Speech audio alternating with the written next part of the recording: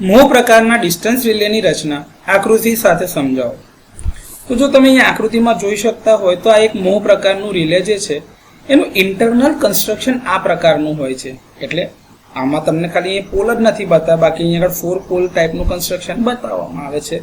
બાકી અંદરની રચના આ પ્રકારની હોય એટલે સ્કીમેટિક અરેન્જમેન્ટ કહી શકાય।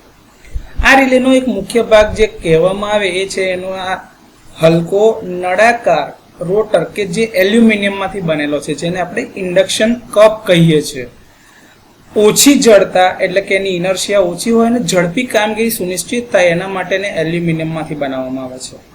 આ હોલો કપની અંદર એક સ્થિર લોખંડનો કોર બનાવવામાં છે, એટલે કે સ્ટેશનરી કોર બનાવવામાં આવે છે, જેથી એર ગેપનું રિલક્ટન્સ ઓછું થાય, જેથી મેગ્નેટિક ફ્લક્સ કપમાંથી કાર્યક્ષમ રીતે પસાર થાય છે। સ્ટેટરમાં પ્રોજેક્ટેડ પોલ એટલે કે સામાન્ય રીતે ક્રોસ પોલ ટાઈપના જે આકારમાં હોય એવી રીતે ગોઠવાયેલા 4 પોલ સાથે ઇલેક્ટ્રોમેગ્નેટ હોય છે।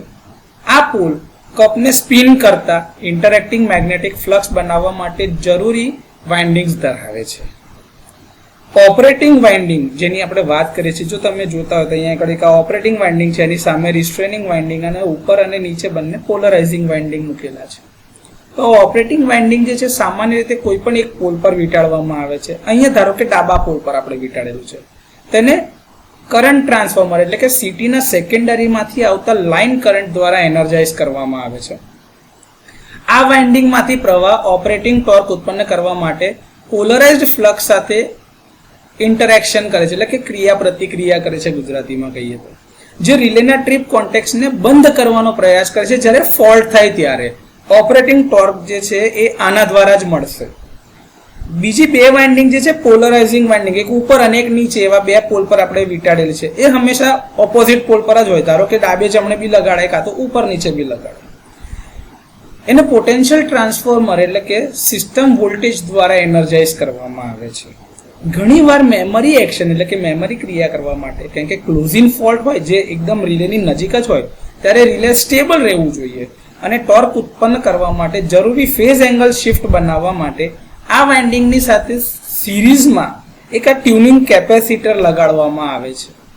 આ વાઇન્ડિંગ રિલે માટે રેફરન્સનું ફ્લક્સ જે સિગ્નલ જરૂરી છે એ પૂરું પાડે છે। રિસ્ટ્રેનિંગ વાઇન્ડિંગ એ બાકીના જે પોલ રહી ગયો એના પર રિસ્ટ્રેનિંગ વાઇન્ડિંગ મૂકવામાં છે। જેમ અહીંયા જોતા હોય તમે તો આ તમારું જમણી બાજુનો પોલ છે, એના પર વીંટાળેલ હોય છે, તે સિસ્ટમ વોલ્ટેજ દ્વારા સીધા પણ એનર્જાઇઝ કરવામાં આવે છે। આ વાઇન્ડિંગમાંથી ફ્લક્સ પોલરાઇઝ્ડ ફ્લક્સ સાથે ઇન્ટરેક્શન એટલે કે ક્રિયા પ્રતિક્રિયા કરશે અહીંયા આગળ, કેમ કે બંનેમાંથી એક કોમન ફ્લક્સ પસાર થઈ રહ્યું છે, જેથી રિસ્ટ્રેનિંગ ટોર્ક ઉત્પન્ન થાય છે, જે સામાન્ય કામગીરી દરમિયાન અથવા તો પ્રોટેક્શન ઝોનની બહાર ફોલ્ટ હોય ત્યારે કોન્ટેક્ટ્સને ઓપન રાખે છે, ક્લોઝ થવા દેતું નથી, એટલે કે હાઈ ટોર્ક આપે છે રિસ્ટ્રેનિંગનું, જે એને અવરોધે છે, જેથી કરીને ઓપરેશન ના થાય, કોન્ટેક્ટ ક્લોઝ ના થાય। આમાં એક નાનકડું સ્પ્રિંગ મૂકેલું હોય છે, જે કંટ્રોલ સ્પ્રિંગ, જે ફોસ્ફરસ બ્રોન્ઝ મટીરિયલમાંથી બને છે, એની સાથે મૂવિંગ એસેમ્બલી સાથે જોડાયેલ છે। તે રિલે ડી એનર્જાઇઝ થાય ત્યારે કોન્ટેક્ટ્સને ઓપન રાખવા અને નાના ટ્રાન્ઝિયન્ટમાંથી ખોટા ટ્રિપિંગ જનરેટ ના થાય એના માટે સતત ઇનિશિયલ મિકેનિકલ રિસ્ટ્રેનિંગ ટોર્ક આપે છે। મૂવિંગ ઇન્ડક્શન કપ મિકેનિકલ રીતે મૂવિંગ કોન્ટેક્ટ આર્મ સાથે જોડાયેલ છે, એટલે કે ફિક્સ કરેલા હોય છે। જ્યારે ઓપરેટિંગ ટોર્ક સંયુક્ત રીતે એટલે કે ટોટલમાં ઇલેક્ટ્રિકલ રિસ્ટ્રેનિંગ ટોર્ક અને આ મિકેનિકલ સ્પ્રિંગ ટોર્ક કરતાં વધી જાય ત્યારે તમારો કપ રોટેટ થાય એટલે કે ફરે છે। હવે આ કોન્ટેક્ટ ક્લોઝ કરશે, જેથી કરીને સર્કિટ બ્રેકરને ટ્રીપ સિગ્નલ આપશે।